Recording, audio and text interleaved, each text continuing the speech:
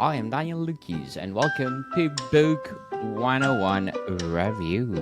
Book 101 is all about the books that I read for the last 40 years, and today I have my feature author of the month of October. She is award-winning author, no other than Miss Jennifer Brozek. Hello, Welcome back, Miss Jennifer. As usual, can you please introduce yourself? I'm Jennifer Brozek. I'm a full-time author, editor, and media tie-in writer. I've been doing this full-time for over 17 years. I have my 24th anthology out last month and my 16th novel out in what month are we? We're not, must be October. August. Sorry. Yes, and congratulations for your talent. Thank you for sharing to the world. And today, which one of your books we gonna talk about? We're going to talk about the Melissa Allen trilogy, and it's the Never Let Me omnibus.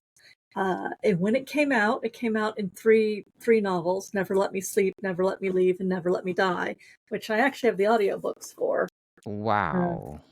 But then the company sold the print rights to Simon and Schuster, and so Simon and Schuster put together the physical rights.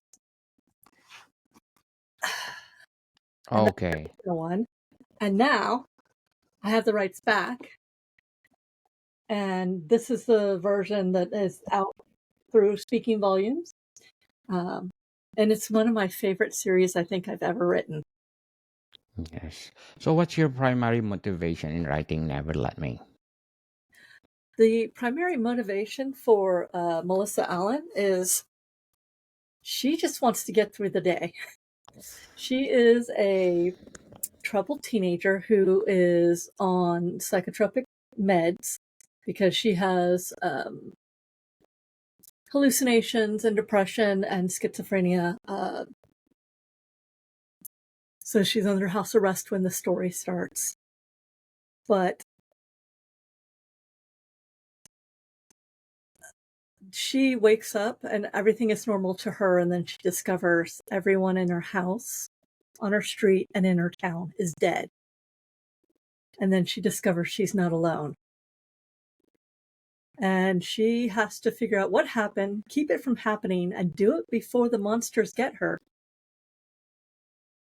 And the whole time she's wondering, did I have a psychotic break?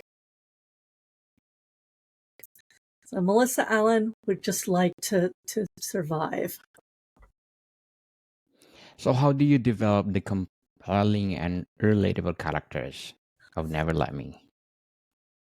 This particular character, I had a friend's daughter who was going through a lot of the same things as this character. And I know she never had any heroes in books that were like her. I'm on the autistic spectrum. I never saw any heroes that were like me. My mom was born with a congenital defect. She didn't have the top part of her hand, and she never saw heroes like her in the books. So really, I wrote the Melissa Allen series to give my friend's daughter a hero.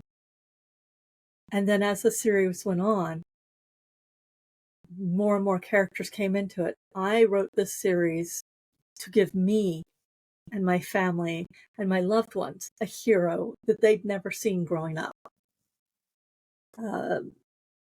It took a lot of research. I spent a lot of time on the phone talking with people. I wanted to get the characters right. And the main motivation for this series was give myself and those I love the hero they never had in a book. So, when you took the right back again, did you add something to Never Let Me to make it better? I missed the first part of the question. Because you took back the rights for this book, right? So did you add more Uh, to the make the omnibus story? comes with an extra story called "Never Let Me Feel." It comes after the "Never Let Me Sleep, Never Let Me Leave, Never Let Me Die," and then there's a short story that actually circles back to the beginning called "Never Let Me Feel," and I think it's a short story that this particular character needed. How do you structure the plot to keep the readers engaged? Never Let Me. So the first thing is, I'm very excited about this book. The first thing I did was I gave you a tiny peek before the book, and it's called The Day Before. And it's 4 short little vignettes where someone is doing something normal, and then they got tired, and then they went to sleep, and then they died. And I did this 4 times with 4 different groups of people. And then I started this book with I live by the clock, I survive by the pills. So I'm right at the beginning, I'm telling you, the structure of this book is the first novel is your narrator is an untrustworthy narrator. So it basically is in 3 parts. What's happened? She's discovering literally everybody is dead, and she's wondering if she did it. Then she discovering that it's not just her, it's the entire state of South Dakota. And I raised the stakes by getting her in touch with someone from the Department of Homeland Security. Now, I had to do a little bit of research to figure out how we were going to get to this point, because it's like, well, what would happen if everybody in a single state stopped responding after a certain time period? How long would it take for the world to notice? We determined it was about 2 hours, because in North Dakota, in this particular place, only because they have an international airport on one corner, and they have a military-based nuclear power plant on the other corner. So people would notice. So first, what happened? Her discovering things are happening. There are strangers in the town. Then her discovering it's actually the entire state of North Dakota, and there's a number to call. And then I raised the stakes even more with the third. You have to solve this problem, or we're basically going to destroy the things that are the invasion or whatever is happening using very devastating armament, because there's something happening in the town that she lives in that is manifesting a field outward. So she's at point 0, and she is not allowed to leave until she solves this problem. Interesting, Miss Jennifer. So, what strategies do you use to overcome writer's block when you writing Never Let Me? Right. I didn't have writer's block with this particular series. It came very fast. I actually wrote the first book in 13 days. Wow. It was a book I wanted to. I thought, what if Stephen King had written 4 teenagers back in the day, Yes. like in his Tommyknocker era? And I was like, I want to read that, so I'm going to write that. And I wrote it very, very fast. I wrote it, the first book, to actually be a one-off. I wanted to leave the ending of the book nebulous. Did she have a psychotic break, or was there actually? It's a psychological thriller, science fiction thriller, or was there the beginning part of an invasion? And I finished the book, and then for the next week and a half, 2 weeks, I actually had dreams about this character, and she was so mad at me. She's like, my story is not done. You can't do this. You have to keep going. So I actually had to rewrite the ending and make it clear that it wasn't a psychotic break. And so in the entire series, I wrote all 3 books in a total of 18 months. It was very cohesive, very tight. So there's no writer's block. But the only question I had was, okay, I put you in a situation of you can go anywhere. You have total freedom. She was under house arrest. Now there's no authorities. What can I do to make it scary for her again? Well, I drop her into an underground laboratory where she gets locked in. So I trap her in a very, very tiny confined space of like 5 levels of a building underground. So I was able to do the expand the world by contracting the world and bringing in more teenagers who had saved the world. The last one, I opened up the world again by giving her and some of her companions more freedom. But I did have the problem of I needed them to break into a hospital on a military base that actually exists in North Dakota. Not North Dakota. In Missouri. So I actually had someone I knew go drive, who had the permissions to be on base, go to the military base, drive to the hospital, and give me the description. So that actually was a sticking point. I couldn't just go using Google Maps, walk around towns. I did that for the first book. I actually went to, it was Oneida, North Dakota, and I literally physically, I used Google Maps and I literally walked around the town. It's about a mile square. So, what techniques do you use to write effective dialogue in Never Let Me?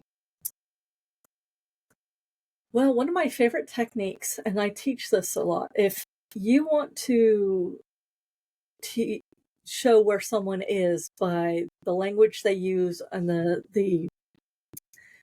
the cadence of their words,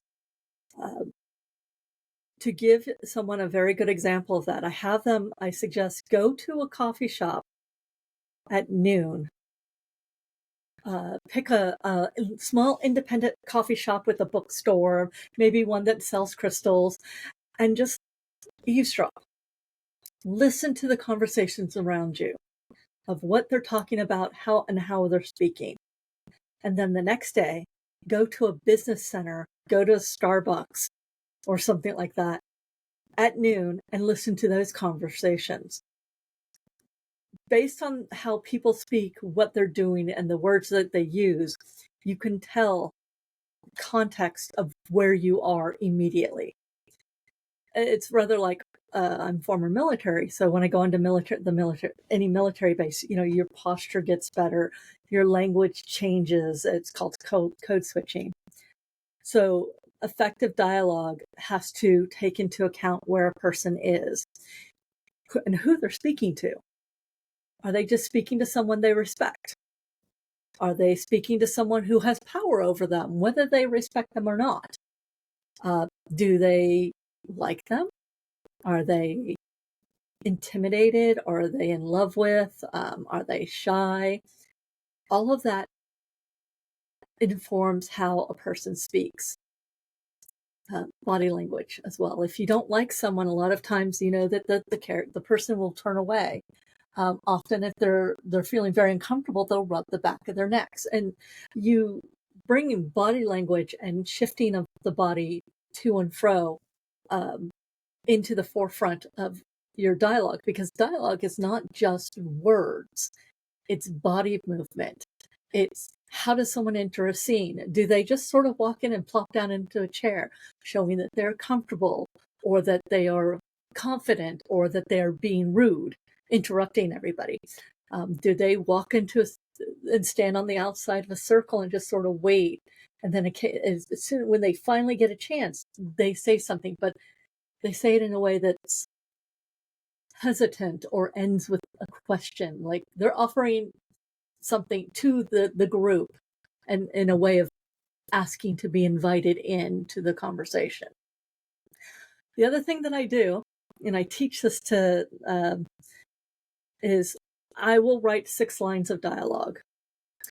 And the 6 lines of dialogue, I will teach people and say, you cannot change the lines of dialogue at all, but you're going to write 3 different stories. One is going to be a Western with between a husband and a wife. One is going to be urban fantasy between 2 teenagers. And one is going to be traditional fantasy between a lord and his vassal. And the only way, the words are not going to change. What's going to change is how you move the characters around the dialogue.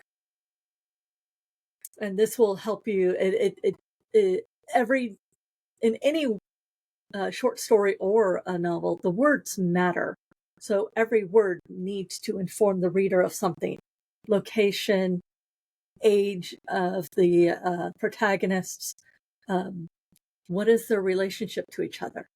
You can have the same words, but be incredibly angry or incredibly sad or deeply in love with each other. It's rather like, have you ever had somebody fold dish towels angrily at you? Or your mother was very, very angry at you, but you knew she was angry, but she wasn't saying anything specific other than set the table. It would be a difference, folding and Daniel, set the table, versus handing you plates and saying, Daniel, set the table.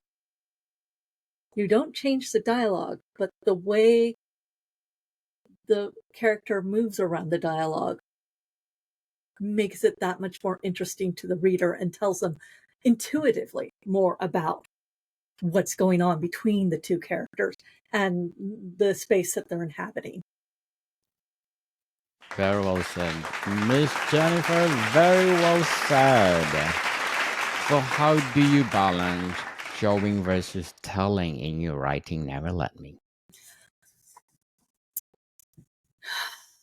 There is a fine line. Sometimes you have to tell there has to be narration. Showing showing relationships between characters versus telling them. You can say something like, and I've just started a new novel called Emery Gray, and it's the 3rd in the series, but I have to remember, this could be the first book someone picks up of mine. They don't know these characters. They don't know anything about them. So you can have the characters interact, and then one character leaves the scene or does something, and the main point of view character can think or say, or there can be some sort of narration that says, of course, this person left the way they did. They've worked together for a long time. They've established their communication. Or telling the reader what someone looks like. When you get on a phone call with someone, a lot of times we look off into space and we're seeing the person in our mind's eye. One way to tell the reader what someone looks like, and it's telling rather than showing, is the main character can sit back and call someone, and you make the narration. He could see her in his mind's eye, fair skin, long brown hair, and hazel eyes, much like her husband, Ollie Tronick, which then tells you 2 characters. One is elf, one is human, but they both have similar characteristics. You have just told them that. Whereas another scene, you can have a man come in, sit down and run a hand over his short cropped red hair, and then have a conversation, because you're saying he runs his hand through his hair in a gesture of irritation. So that is a showing versus the previous example of someone specifically thinking about what someone looks like. so they can tell the narrator can tell the reader what they look like. Yes, for sure. So, how did you manage pacing in Never Let Me to maintain tension and interest? Well, there is a writer trick, which is always end a chapter on a cliffhanger. Now, a small cliffhanger, but a cliffhanger.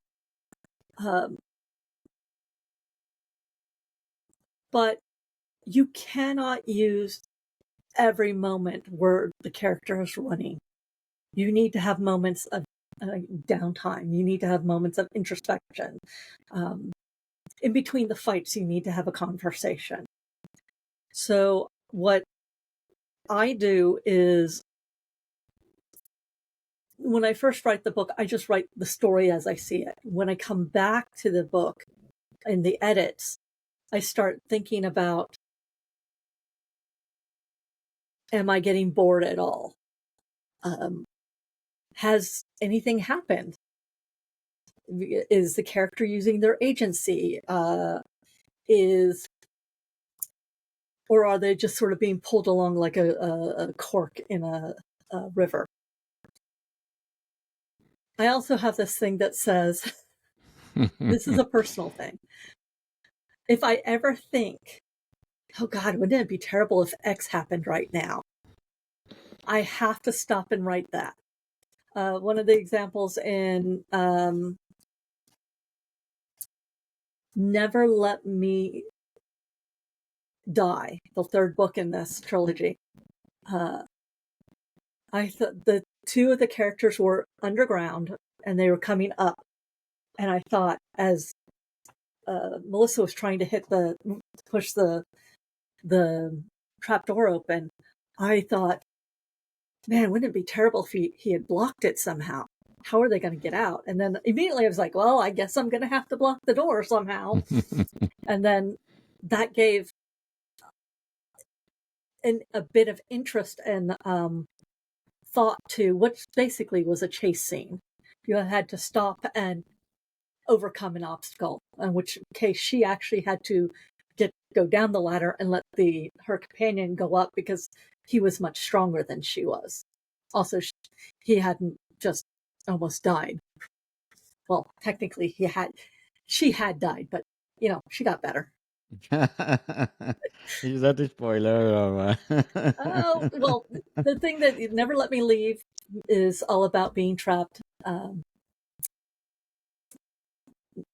Never Let Me Sleep is all about the dangers of going to sleep. Never Let Me Leave is all about being trapped in the underground. And Never Let Me Die, well, it's all about how dangerous life is. And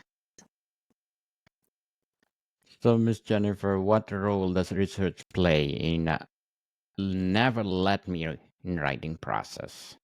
there was quite a lot of research, especially around the medicine that the character had to take to keep her sanity and to keep being able to get through the day. A lot of people with mental illness are often portrayed either as complete villains or innocent to the point of naivete.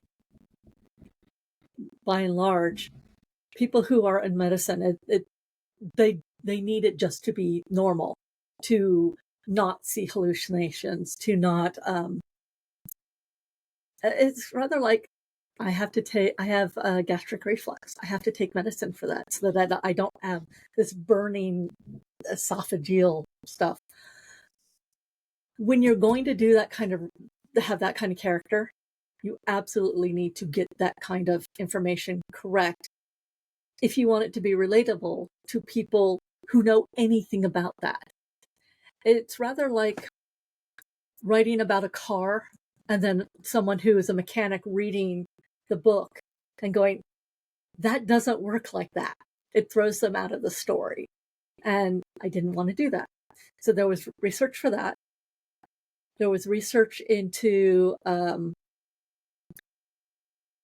how would the United States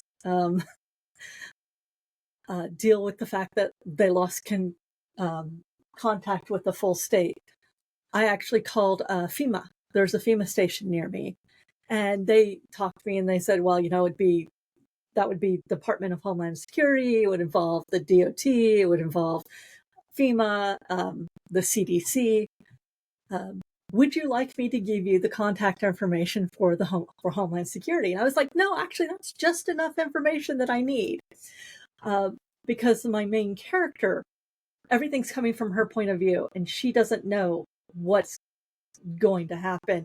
And the only thing that she knows is what the voice on the phone tells her is going to happen. Because I'm writing an untrustworthy narrator. So I wanted to make it so that everything could literally be happening in her head. What else did I have to do? Like I said, I had to do some research on which state in the United States would take the longest for people to notice. And also which state had the least population. Again, North Dakota, it only had about 860,000 people in this entire state when I wrote the novel. So, And then yes. when I went into working on the hospital scenes, I had to really think about how hospitals are laid out. So I went to a local hospital and walked through it just to see how they're laid out and how I can use that in my book. Yes. So to sum up, Never Let Me, how did you maintain consistency in tone and voice throughout the novel itself? Well, that can be a problem, but since I wrote the 3 books within 18 months, it was actually very easy for me to keep Melissa's voice clear. I just had a very, very clear point of view on her, and then as the cast grew, I picked out the things that were important to them, and focused on making sure that those details were consistent. By and large, when you're done writing a novel, one of the best ways to make sure that it makes sense to people who aren't in your head is to have someone who hasn't heard you talking about it read the novel and then answer some questions. Make sure that the things, because it's all what the reader only gets what's on the page. They don't know what you meant. They're not in your head. Yes. For sure, I agree with you, Miss Jennifer, and thank you again for sharing Never Let Me to the World. And can you please invite our listeners to support all your books? Okay. My name's Jennifer Brozek. My website is jenniferbrozek.com.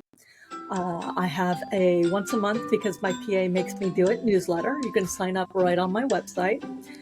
All of these books are linked from my website. If you would like to see more pictures of my cat, this one's Lilu.